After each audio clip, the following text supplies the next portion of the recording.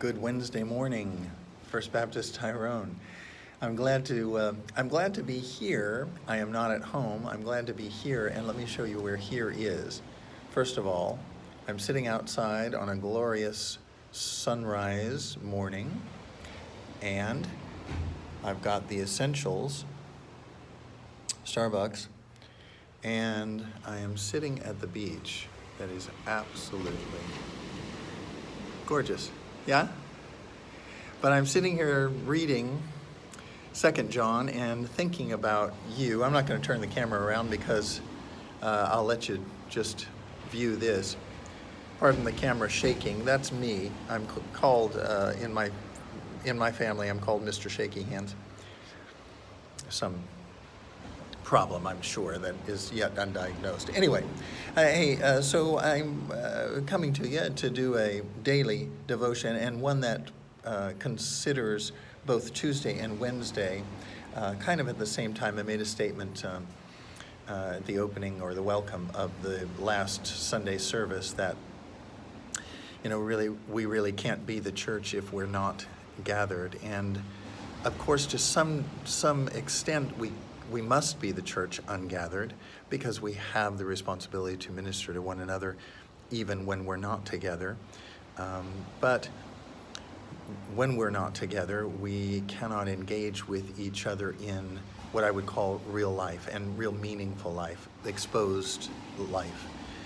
We can't find out what each other needs, how to best minister, how to best lift up in prayer, how to best counsel and consult with one another and comfort one another in some distresses. So anyway, I really think that yesterday you were considering some of the terms that John uses, elder as well as chosen lady and her children. Hopefully you understand that John is reading at the end of the first century when persecution against Christians is picked up in the entire Roman nation, even though he's writing to a part that is outside of the land we know as Israel.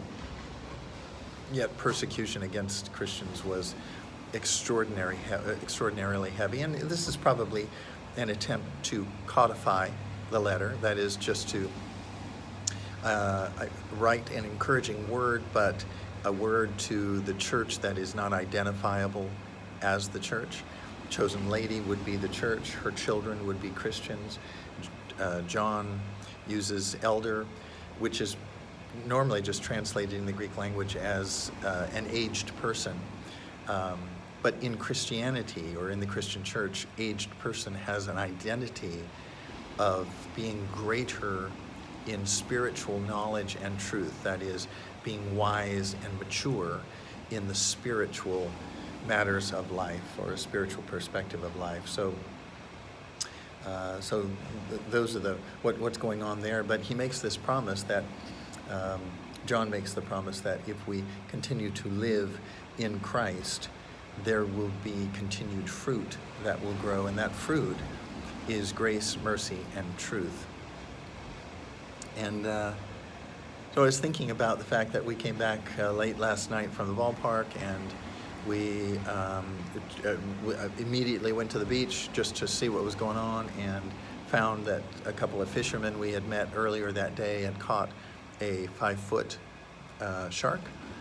I'm not sure what kind it was, but I am sure about this. We had been swimming, and we'll go again, riding the waves and having a ball in the water, but there is something under the surface of the water, things that we may not want to be there, animals that are sharing the water with us that may pose quite a threat to us.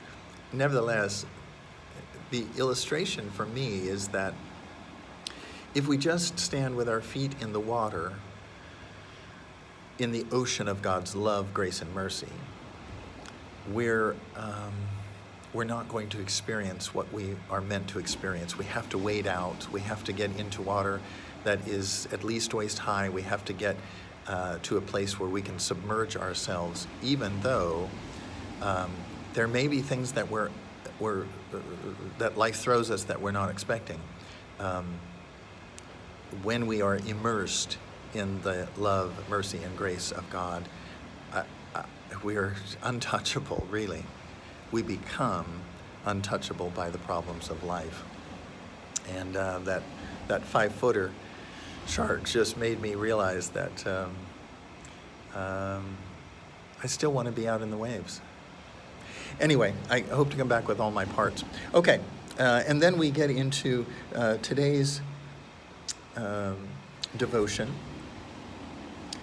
which is, if we take a kind of a 50-foot look at yesterday would be about allowing yourself to be completely immersed in God's grace, love, and mercy and truth.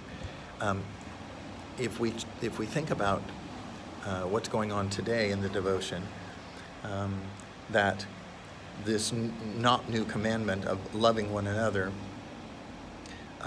is John's, again, kind of repetitive message, then we have to realize that, again, as I said earlier in the service,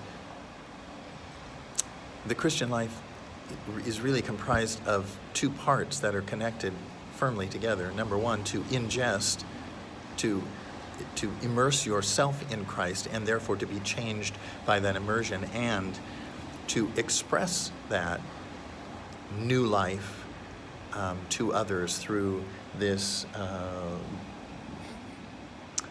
otherworldly kind of love that serves and ministers and values other people just as God does. That's the message today.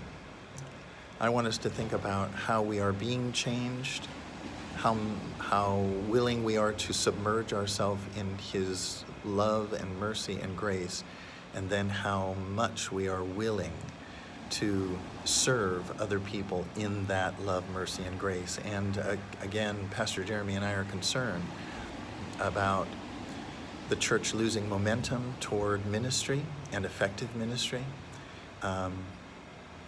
And not just our church, but really the invisible church worldwide, because of this disconnect that COVID has created.